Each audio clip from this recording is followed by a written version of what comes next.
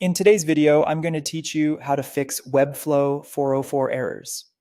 If visitors are landing on broken pages after a URL change, a CMS update, or a publish issue, don't worry. Webflow gives you a few built-in ways to solve this, and I'm going to walk you through them clearly so you can get your site working properly again. First, go to your project settings and open the Publishing tab. This is where you'll manage redirects, which are one of the most common fixes for 404 errors. Once you're there, scroll down until you find the 301 redirects section. A 301 redirect tells browsers and search engines that a page has permanently moved, which helps preserve traffic and avoids sending users to a dead link. Now enter the old URL path in the old URL field, and then enter the new URL path in the redirect to path field. Make sure you're using the correct path structure because even a small typo can cause the redirect not to work.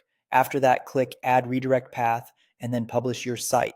Publishing is important here because the redirect won't go live until the site is republished. Next, navigate to the Pages panel inside Webflow. If your 404 issue is related to dynamic content, hover over your dynamic collection, such as a blog template, and click the settings gear icon.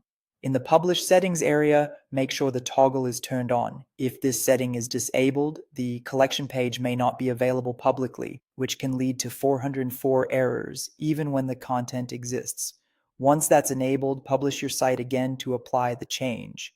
After that, check for conflicting slugs. Slugs are the URL endings used for pages and CMS items, and conflicts can cause Webflow to serve the wrong path or fail to load the page correctly. Review your page and collection item URLs carefully to make sure there aren't duplicates or unexpected overlaps. You should also update dynamic links and symbols if you've reused navigation cards or other shared elements across your site. Older links inside those components may still point to outdated URLs. Go through them and confirm they're linking to the current dynamic pages rather than old paths that now return errors. Finally, add a custom 404 page. Even after you fix the main causes, it's always a good idea to have a helpful fallback page in place. A custom 404 page improves the user experience by guiding visitors back to working content instead of leaving them at a dead end.